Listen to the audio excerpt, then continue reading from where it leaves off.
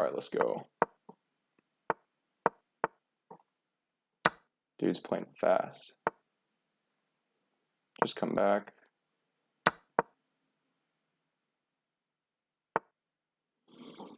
Now I always forget what the move is here. Don't want to pin because it locks. Oh, we can do this. That's fine.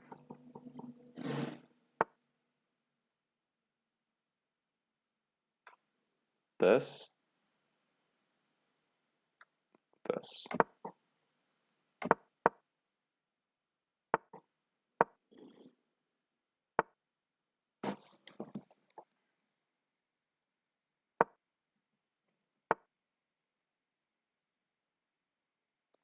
What?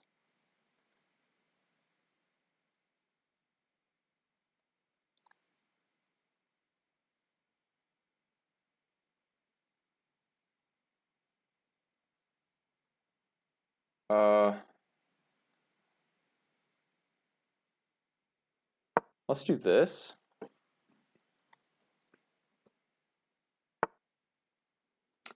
Do I push here?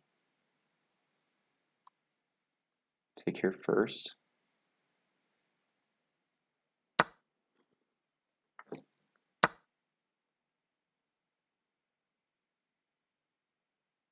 Oh, that hangs a bishop. Let's not do that.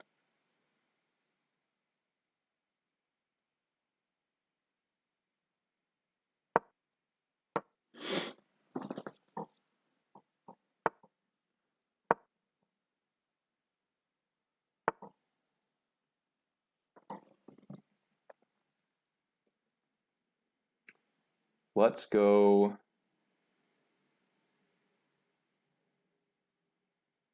here.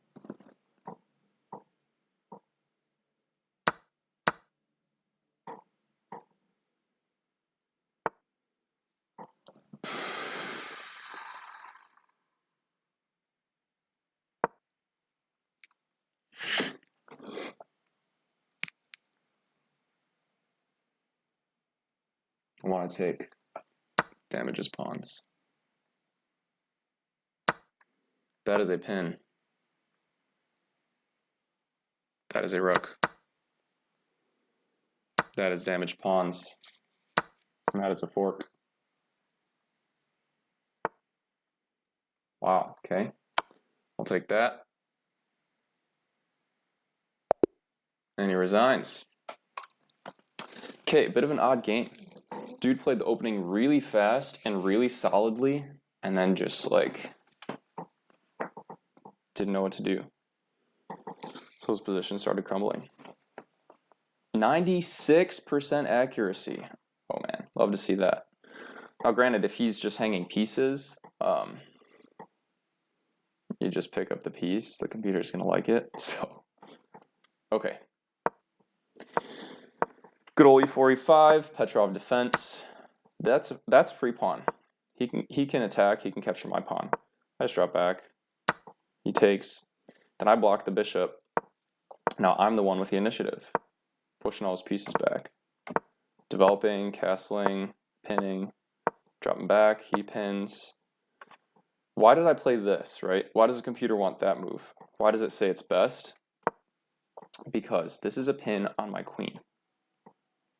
Or it's pinning the knight to my queen. Okay, so what, right? Well, if this piece is attacked, then I'm going to lose it, because if I move it away, then I drop the queen. So okay, let's say it's not being attacked. What else is it doing? It's defending this pawn. Right, so let's say I played any random move, like a developing move like this. I don't know if you can see the eval bar.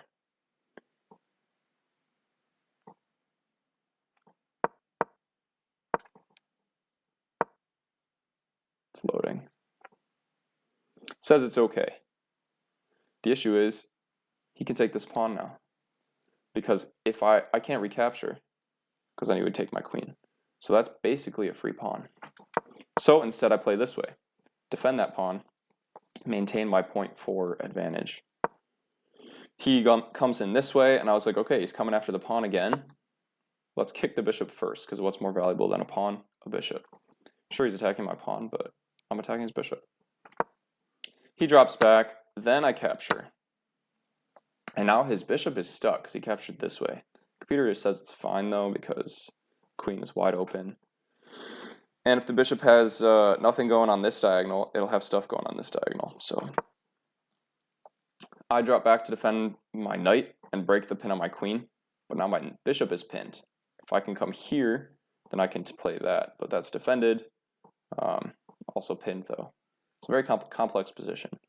So if I can get a defender of this bishop, then I can move this knight away. He brings his knight out. I bring my knight forward, just developing. He drops the bishop back to a better diagonal. Now I can see more squares. So I bring my knight this way. Computer calls it second best. I should have seen this. I didn't go there because I was like, oh, his knight is covering. But again, that knight is pinned. And as they say, put pressure on the pinned piece, right? If you have more attackers than defenders, you're going to win material. So okay, I went the wrong way. It's okay. Then he trades queens. Attacks my knight. My knight was inching its way, right? Boom, boom, boom. Here or here. Towards the king. So I'm just coming over. And then that just is a trade.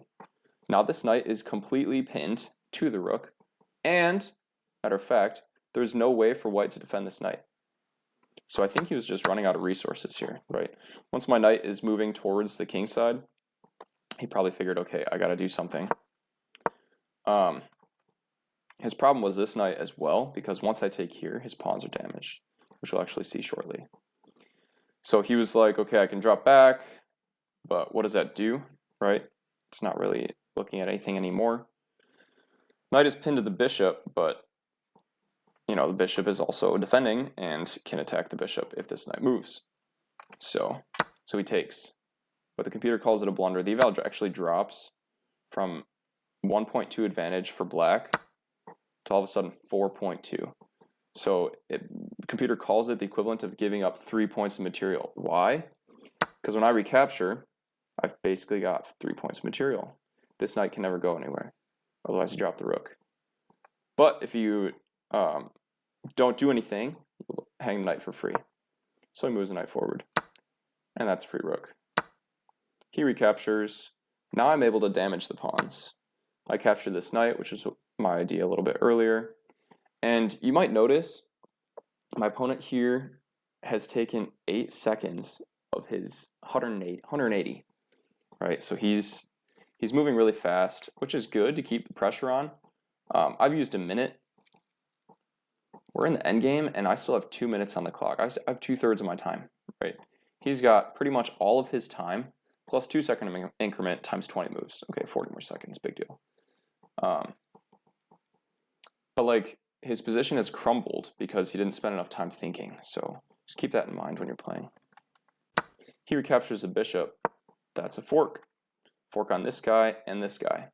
I really thought he was going to come here, in which case I would have had to devise a plan.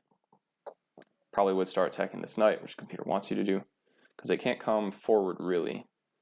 You can come here, then I can come here. So anyway, he went this way. Computer calls it second best. I'm not going to trade because it opens up his rook. Even though bishops are slightly stronger than knights, so that trade would be advantageous to me generally. Here it doesn't warrant it because that's a free pawn.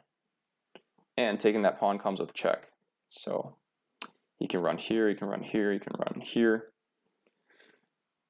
But now I'm up 3 points of material because I went up 2 points from the exchange, rook for bishop, and then I captured a free pawn. So good stuff there, and then he just resigned. So yeah, that was this game. Probably throw this analysis in the chess lab. If you guys want to review it, you're welcome to. There's a link for that. I do have to run. I might be on later.